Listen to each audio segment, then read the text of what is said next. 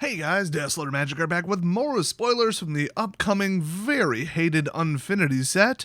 And I haven't looked at any of these, but I bet you they get even worse. So let's start with Mobile Clone once again, acorn symbol, so it's not, I keep on saying standard legal. Eternal legal, but if it has nothing or the normal circular holofoil stamp, it is legal in Eternal formats such as Vintage, Legacy, and Commander.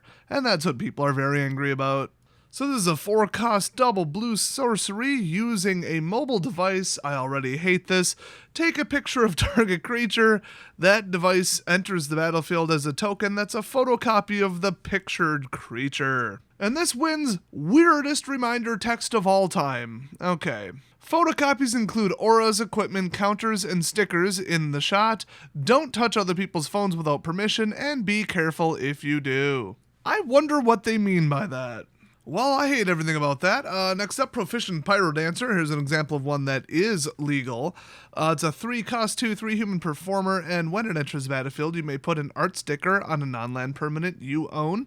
And if you pay 3, another target creature with an art sticker on it gets +2/+0 and gains menace until end of turn. This is the first time I think I've seen a sticker referred to by type. I mean, it's pretty obvious what an art sticker is on the sticker sections of the sticker cards. So maybe we'll see more of that. And I think, honestly, people said in the comments I missed, like, one that was a certain type, like, specified on a card in the past. Next up, Push Your Luck, aka the ladder game at carnivals. Love that one. Artifact Attraction. It's a rare, and it has a 50-50 shot with 1, 2, 3 not lit and 4, 5, 6 lit. So visit, reveal cards from the top of your library until you decide to stop. If the total mana value of the cards revealed this way is 7 or less, create a 2/2 pink teddy bear creature token. If the total is exactly 7, claim the prize, and then shuffle revealed cards back into your library. So if you go over 7, you lose. I didn't say that, but it's implied. Now the prize is pretty nutty. Put 5 1/1 counters on a teddy bear you control. It gains haste, sacrifice Push Your Luck, and open a different attraction. Ooh. So certainly interesting. It's going to be hard to hit 7 on the dot, though, that's for sure. But next up, we got Roxy, Publicist to the Stars.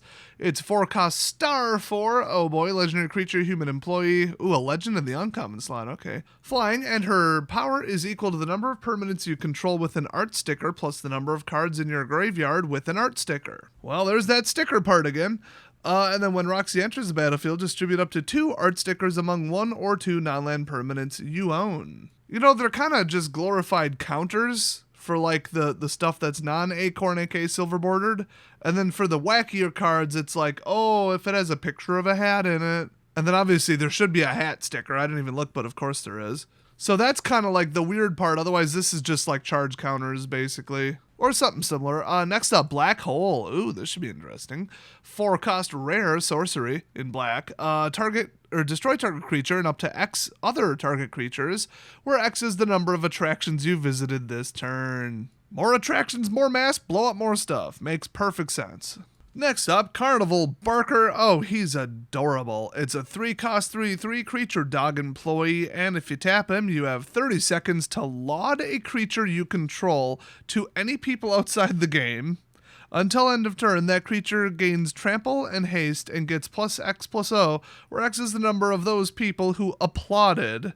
Activate only as a sorcery and only once. Okay, with how this game is designed, you are going to get a grand total of 0 people clapping for whatever you hold up.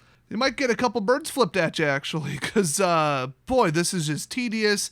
Drawing people from outside the game, starting random auctions. I mean, most of the really weird stuff is in the rare slot or higher, so it's not like it'll be like every game all the time at some kind of pre-release event for this. But this just doesn't seem nearly as fun as the last unset that I did a pre-release for.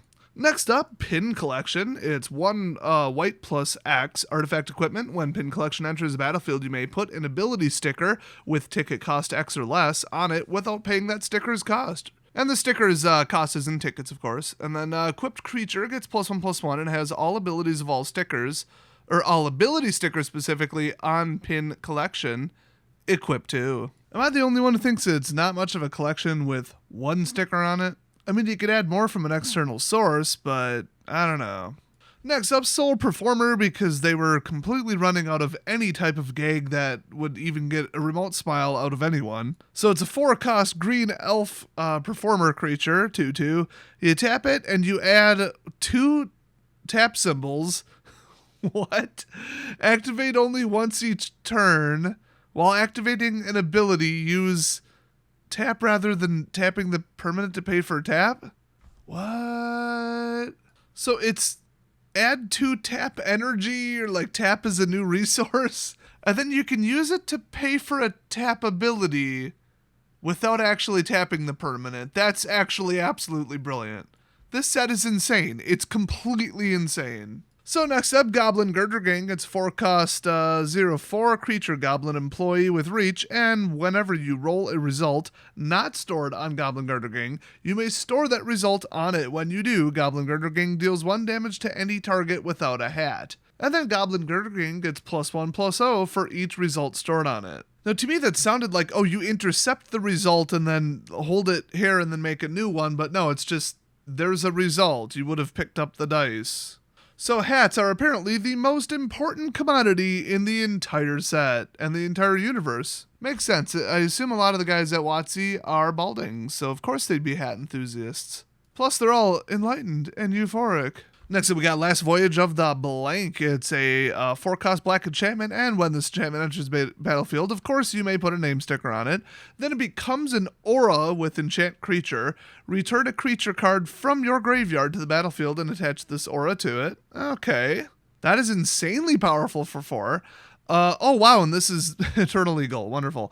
Enchanted creature gets +2/+0 for each name sticker on this aura with 7 or fewer letters. That's a bit weird. And when this aura leaves the battlefield, sacrifice enchanted creature. So, a boosting resurrector. That is pretty darn powerful, actually. Like, this is alarmingly powerful. I know in Eternal there's probably better ways to do this, but still. Next up, we got Monitor, another legal card. It's a 4-cost blue creature human employee 2/5, and when it enters the battlefield, open an attraction. And then once each turn, you may pay 1 mana to re-roll 1 or more dice you rolled. You know what I just realized? If you roll a bad result on an attraction, it's basically like it's broken down and closed, and that is like way too on the nose and authentic. Next up, Goblin Airbrusher. Oh boy, caricatures. It's a 2-cost 2/1 Goblin employee, and whenever you place a sticker, create a treasure token. If it's an art sticker, instead create 2 treasure tokens. Ah yes, because he sells it. I get it. I think there's already a caricature artist, so I guess this guy's just doing like abstract and, you know, unofficially licensed t-shirts. Hey, I saw it in Vegas, okay? It's a thing. Next up, we've got Knight in Blank Armor, a 2-cost white 2/1 human knight performer creature. And it has first strike, and as the creature enters the battlefield, you may put a name sticker on it, and then this creature has protection from names that start with the same letter as a name sticker on it. So, I mean, I'd say you have a 1 in 26 shot, but that's not exactly how the English language works. But still, this is pretty good. Protection was all but removed from the game because it's considered too powerful by WotC. I am not joking. That is their stated reason. And now it's back on an uncommon. At least it's an acorn card. Next up, it would not be an unset without a blue command card. So we've got Command Performance, which is a 2-cost blue sorcery common. And this is Eternal Legal. Keep that in mind. Choose 2, open an attraction. Okay. Roll to visit your attractions. Nice. You could do that like artificially too, and you could resolve it in that order. You get 2 stickers, or you may put a sticker on a non-land permanent you own. So just a big blue common slot Unfinity enabler. Nothing wrong with that. Next up, Clown Extruder. Really? It's an attraction. You can only hit on 2 and 6. So it's pretty low odds, 1 and 3. And visit. Create a 1/1 white clown robot artifact creature token, obviously to drive up the clown and the robot count. Next up, main event. Horizon. Hey, I hope this entire plane gets sucked into a black hole. This seems to be the narrative. So it's a 5-cost double white rare sorcery. Hello. And as an additional cost to cast this spell, choose A through M or N through Z. Destroy each creature whose name begins with a letter in the chosen range. And then, of course, the flavor text memes on it hard. Anna and Blaine said the ride was awesome, but Yolana and Zachary aren't back yet. So a selective board wipe based on something almost entirely random. Wow. Next up, Kitty Coaster. It's an artifact attraction, common, 50% hit chance there. And visit. Creatures you control get +1/+0 until end of turn. Simple. So the other coaster one is legit +2/+0. So like this is like the smaller version of the coaster and it's weaker. I love that. Next up, Sword Swallowing Seraph. It's a 6 cost for a creature angel performer with flying and vigilance, and when Sword Swallowing Seraph enters the battlefield, you may put a name sticker on a non-land permanent you own, and if you pay 2, including 1 white, tap it, put a 1/1 counter on another target creature with a name sticker on it. Activate only as a sorcery. For 6, it shouldn't depend on anything else like that. I mean, that's just not very good. But you do, like, it's almost like Soul Bond. You're ensuring that a name sticker goes on at least one thing.